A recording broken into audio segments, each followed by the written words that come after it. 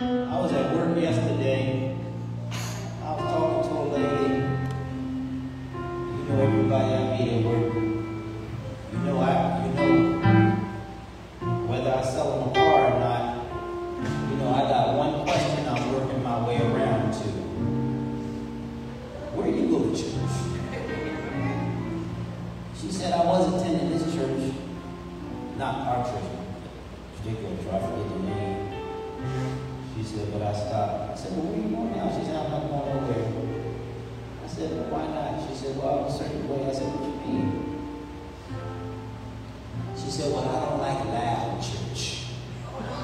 I said, well, you better not come over there like me. Them Mount Zion, they loud over there. I never heard that one before. I don't like loud church. I like loud church. Miss Franklin like loud church too. Lord, take now your imperfect servant and use to preach your perfect word, Spirit of the living God, fall fresh on us. In Jesus' name, amen. In 2 Kings chapter 7, verses 9 through 11, you'll find recorded these words. Finally, they said to each other, this is not right. This is a day of good news, and we aren't sharing it with anyone. If we wait until morning, some calamity will certainly fall upon us. Come on, let's go back and tell the people at the palace. So they went back to the city and told the gatekeepers what had happened. We went out to the Aramean camp and no one was there. The horses and donkeys were tethered, and the tents were all in order, but there wasn't a single person around. Then the gatekeepers shouted the news to the people in the palace. I want to say a word this morning about lessons from last place, part 4. Lessons from last place, part 4. Do the right thing. Do the right thing.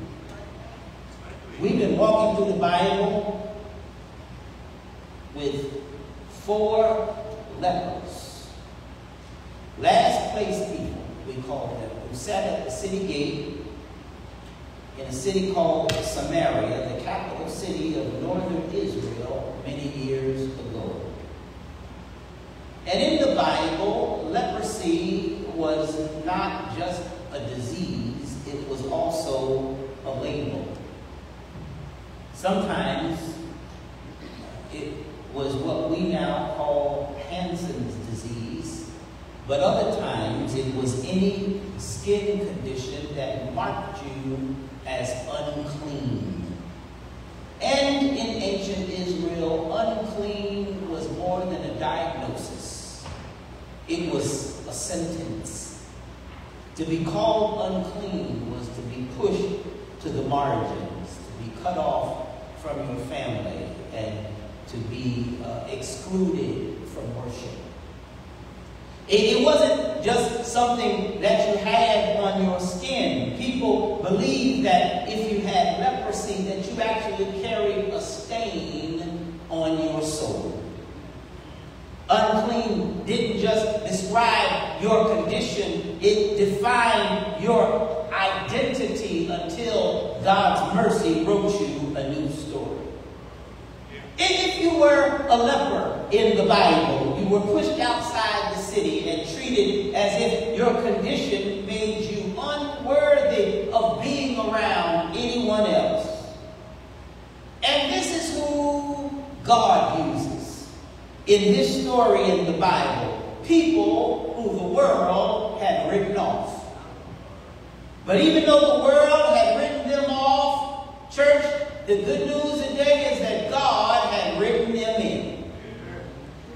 I wonder, is there anybody here today who's grateful that no matter what mistakes you have made or challenges you have faced, that the world tries to use to write you off, that God continues you in.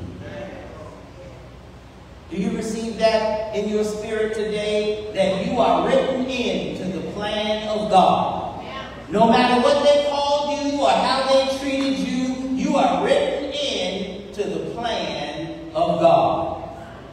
How can you say that, Pastor O? Because the Bible says it in Jeremiah 29:11. For I know the plans I have for you, says the Lord. They are plans for good and not for disaster, to give you a future and a hope. Hey, church, you are written into the plan of God.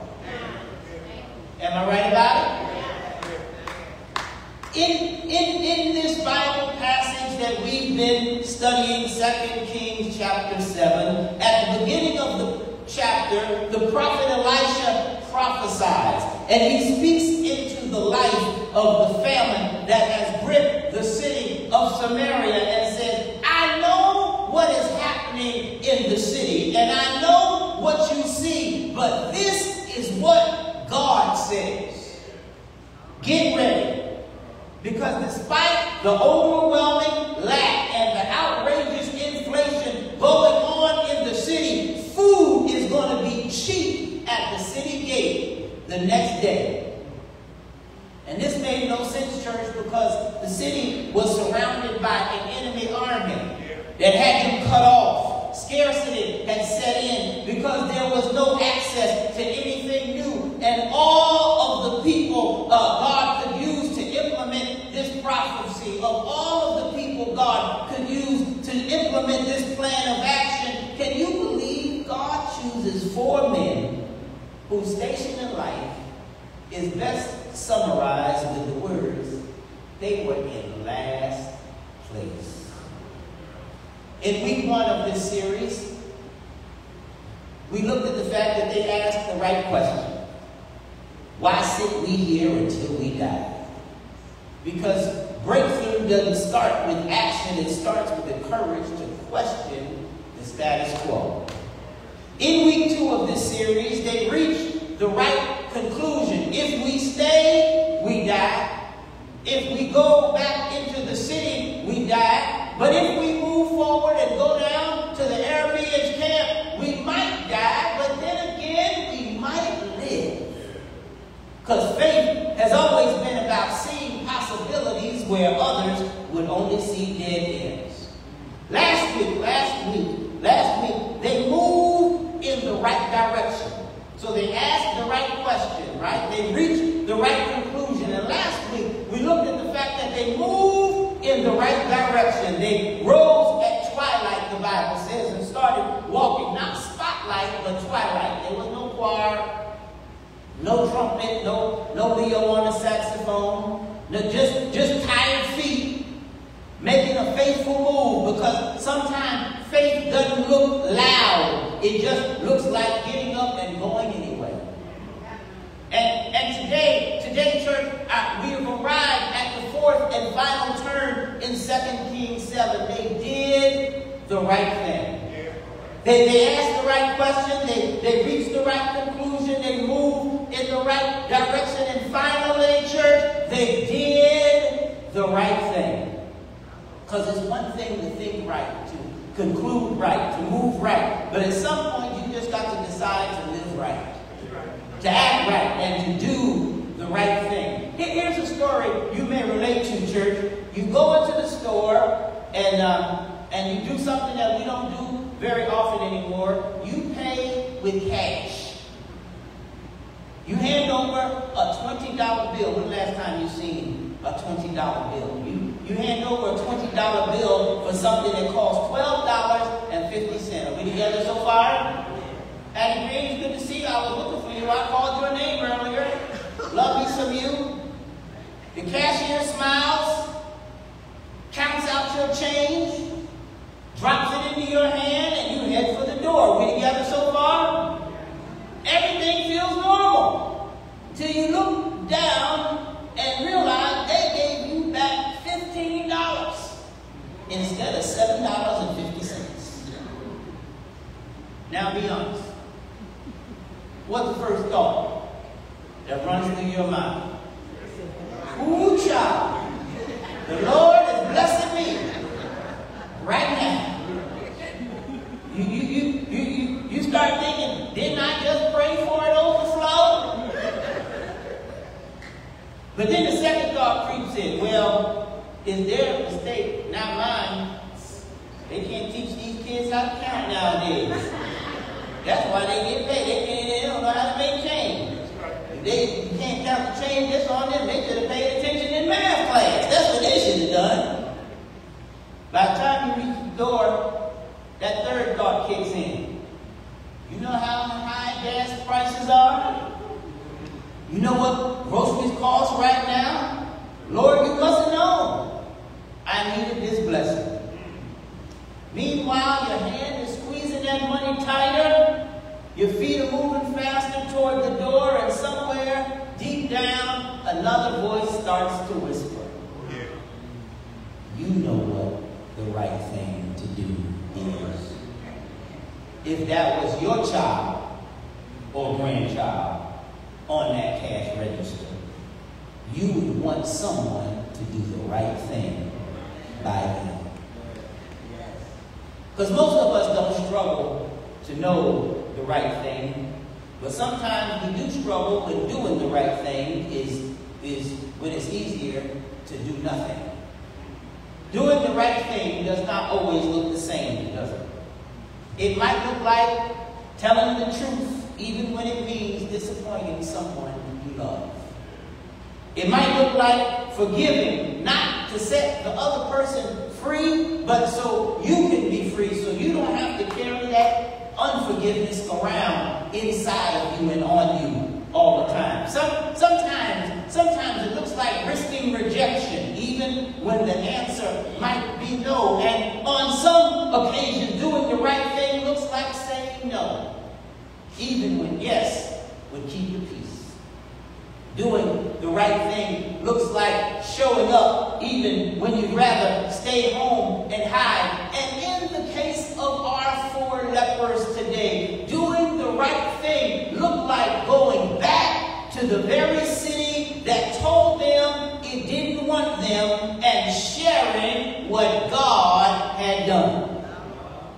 But that couldn't have been an easy decision for them, church, because it was the same city that had pushed them out. Remember, these were not 4 lepers inside the gate. These were 4 lepers outside the gate, right? The same voices that called them unclean. The same people that shut the gate in their faces. And now God puts them in position to turn around and carry good news to the very ones who rejected them. Every glance at the walls of the city had to be a reminder of wounds that had not yet healed. And it reminds me of people I meet when I'm out and about and inviting people to church who've experienced church hurt in their lives. That's the real tug of war of doing the right thing. Sometimes it means going back to the place that broke you. And if we're honest, some of us are still carrying scars from places that call themselves holy but hurt us deeply.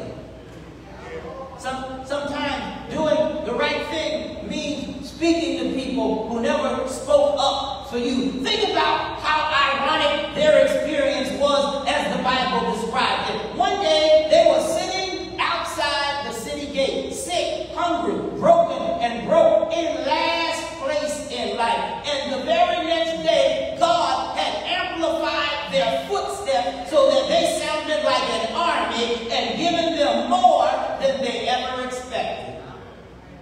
Have God ever blessed you that way? Have God ever blessed you better than you even asked for? All they were hoping for was a little food and to not get killed. But God turned their whole situation around. Hello, somebody. Has God ever turned your whole entire situation around? I wish I had an honest church, because an honest church would say, Pastor, oh, don't get it twisted. I know I look good here now, sitting here in my Sunday best, but you are looking at the grace of God at work, sir, because God turned my whole situation around. Hey, church, is there anybody here who knows that God is still turning situations around? Because while they were walking toward the Aramean camp, the Bible says that the enemy heard the sound of an army coming and abandoned their camp and everything in it because they thought the king of Israel had made a deal with the king of Egypt and sent an army to attack them. They left everything right where it was and ran away. But this was not an army coming. This was 4 guys.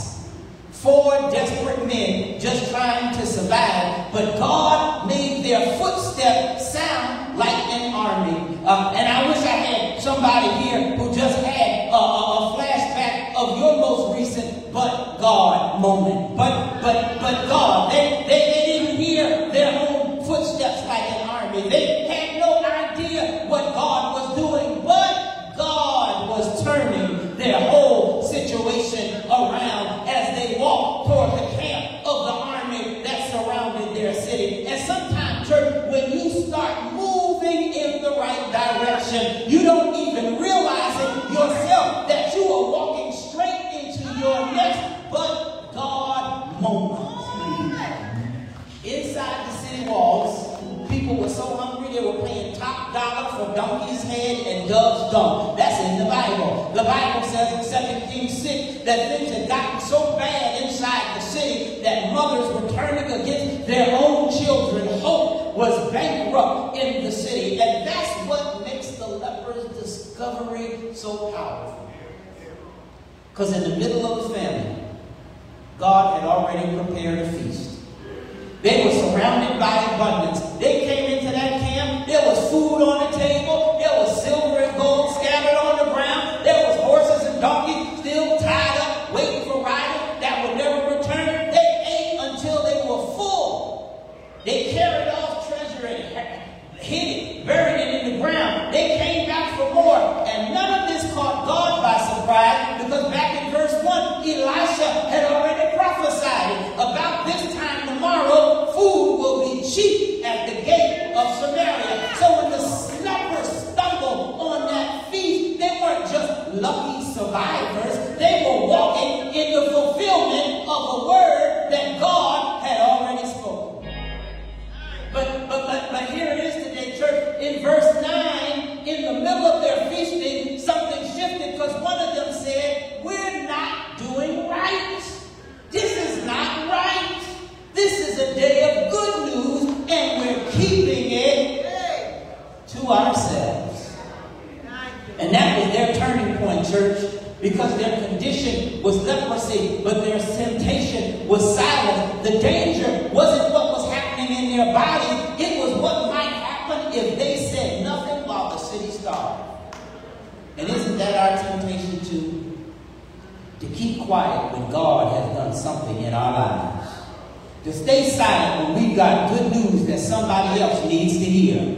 God opens a door, but we keep it to ourselves. God makes a way, but we hide it like a buried treasure. God answers a prayer, but we sit on it as if it was only meant for us. But the Bible teaches us in Revelation 12:1 that our victory over the enemy comes from the blood of Jesus and the word of our testimony. So what are you saying, Pastor O? I'm saying, don't you sit there today and act like you don't have a testimony of what God has done in your life. Don't you play keep with me because it's the first Sunday. Is there anybody here who can testify as I look back over my life?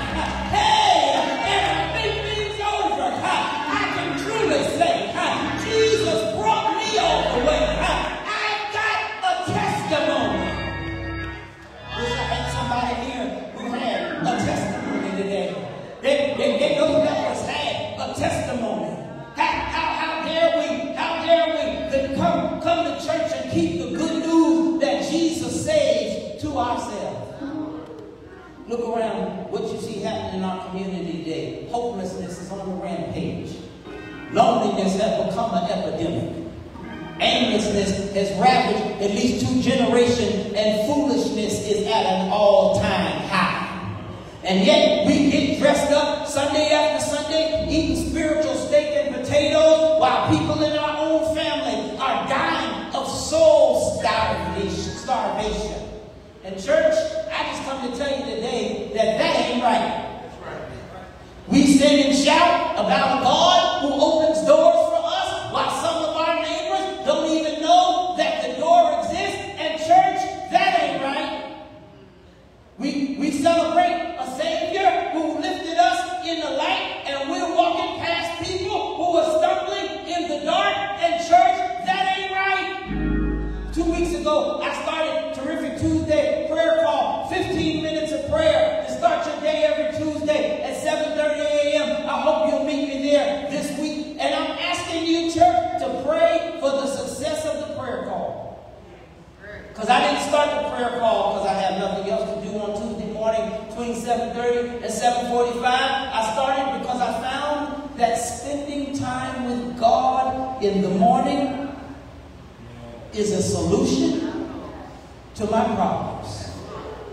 It really is. It is, for me, my bulletproof vest for the day. Just because you have on a bulletproof vest doesn't mean you won't get shot at. It doesn't mean that the bullet won't hit you. But if you've got your bulletproof vest on, the bullet may knock you down, but it won't take you out. Hello, somebody. And spending time with God in the morning is a bulletproof vest for a believer. And so that's why I'm asking you to join me for Tuesday prayer. At first, I was just doing it for myself. I was like the lepers, right? I was doing it for myself, by myself, keeping it to myself. And one morning, the Holy Spirit convicted me during my prayer time and said, you tapped into something good, and you drinking from the river of living water. You tapped into what works, something that's helping you and making you better, and you're keeping it to yourself. And Mark, that ain't right. Church, there is a solution to what's going on in our world today, and an answer to the nagging questions of the day. There is a fix for our problems that confuse our days and trouble our night, and the answer is a relationship with God. But if we sit in church like those lepers, sat there in that camp, eating and drinking and celebrating and hiding our treasures in the ground, then people whose lives might be saved will never know. And church, that ain't right. I've been sending out texts and emails recently. Some of you may have seen them. And I've been asking you to share them. Because doing the right thing means all of us have to be committed to sharing the good news. And I haven't been a pastor of Bethel Church, Harrisburg, since 2013. I left there in 2013. But a woman called me from Bethel this week. She said, hey, Rev, I'm having my 65th birthday, and I want to make sure you knew about it. And she said, and I'll tell you something else, Rev. She said, I want you to know that hardly a week goes by that I don't get something from one of your members about what y'all are doing there at Mount Zion. She said, in fact, I just got something else yesterday. I asked her, I said, you got interested? That was your cousin, Ethel Chambers, wasn't it? She said, yeah, that's exactly who it was. I said, I know it. She sent you the Tuesday morning prayer call, didn't you? She said, that's exactly what she said. Did you know that Ethel Chambers sent out over 100 invitations to the Tuesday morning prayer call? Thank you, Sister Chambers.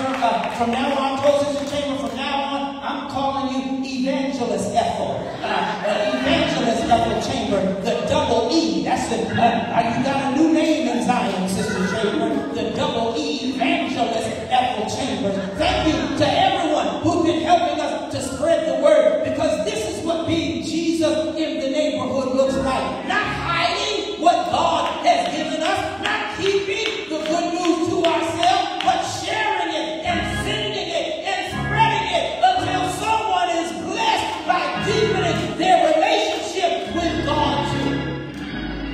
This is what the lepers did in our text today. They went back to the city that had told them, we don't want you. And they carried the good news anyway. Their decision to speak up didn't start with them. It started with God, because God had already set his plan in motion. Long before they tasted the food, God had already scheduled the feast. Long before they walked into the enemy's camp, God had already chased the enemy out. Long before they decided to open their mouth, God has already spoken his word, because God's word was already waiting on them. And church, God is already waiting on you and I today. Those lepers thought they were just following their hunger. They thought they were just resting with their conscience, but really, they were caught up in the plan of God. And that's how it is with us, church. Sometimes you think you're just taking a small step forward, but what if that little step you thought was about survival is really about God pulling you into your next but God moment? What if that act of obedience you thought was really part of God's bigger plan? And when you step into it, you don't always realize that your footsteps are echoing louder than you even thought. It was true for the lepers, church, and it's even more true for Jesus, because Jesus did the right thing when it would have been easier for him to do nothing. He could have stayed in heaven where the angels adored him, couldn't he? He could have kept the glory of divinity without ever tasting the grief of humanity. He could have called down legion of angels in Gethsemane. He could have come down from the cross of Calvary, but he stayed there and he suffered and he sacrificed because he was part of the right plan. So the cross didn't catch him off guard, because the cross was part of the plan. And the nails didn't cancel his future, because the nails were part of the plan. And the tomb didn't end his story, because the tomb was part of God's plan. And the good news today, church, is that if those four lepers were part of God's plan, and if Jesus was the center of God's plan, then you and I can be part of the plan too. And since it's God's plan, not our plan, since it's God's plan, not man's plan, that means that God is going to have the last word. So even when you're in last place, I just stopped by to tell you today that last place does not have the last word. That sickness in your body does not have the last word. That loneliness, despair, and isolation may score some points, but they don't have the last word. The conditions all around us, that fella down there in D.C., may make us upset sometimes, but they don't have the last word, because the cross didn't have the last word, and the grave didn't have the last word. Oh, death, where is thy sting? Oh, grave, where is thy victory? Not even death has the last word, because the last word belongs to God. The last word says, I know what it looks like, but what does God say? The last word says, I know what it feels like, but what is God doing? The last word said, those four lepers at the gate asked the right question, reached the right conclusion, moved in the right direction, and did the right thing. And I am just passing by to tell somebody, ask it when the world tells you not to question. Reach it when despair tells you there's no way out. Move it when fear tells you sit still. And do it when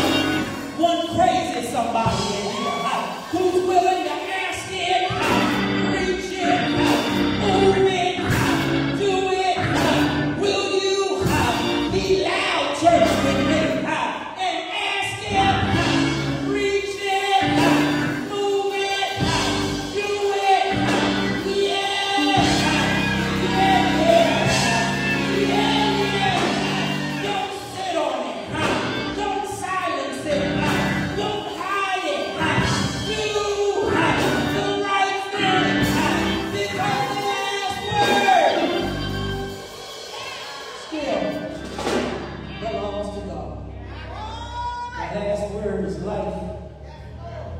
The last word is victory. The last word is resurrection. The last word is Jesus. And the last word still belongs to God. Won't you stand with me all over the building?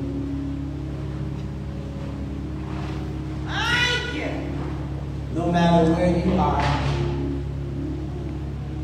no matter where you are in the process today, no matter where you are along that timeline, whether you're at the place in your life where you need to be asking yourself the right question, or you've asked the right question, but you move down a little further and it's time for you to reach the right conclusion. Maybe you're here today and you've asked the right question, you've reached the right conclusion, but the time for sitting still is over.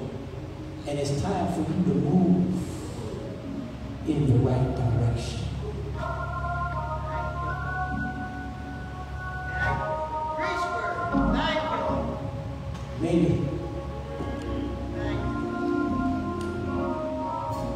Maybe you've done the first 3 steps. And you're confronted with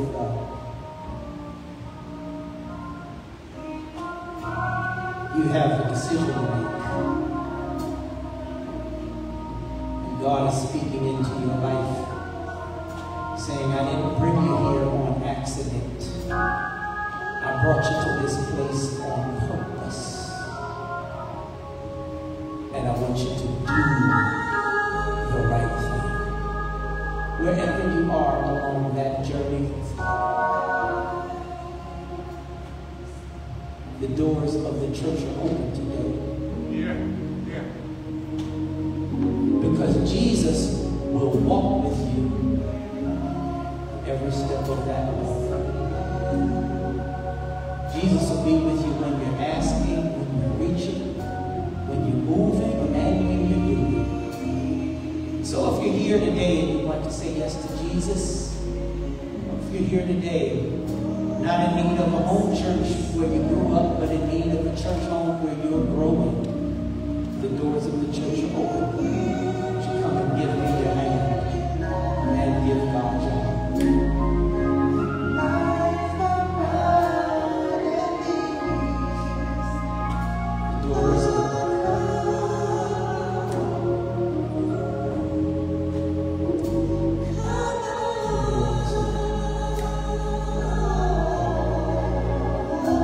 In the name of Jesus, we thank you today for your word.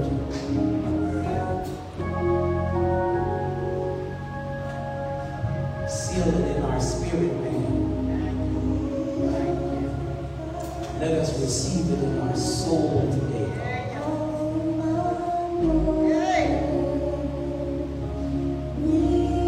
let us carry it into our lives this week.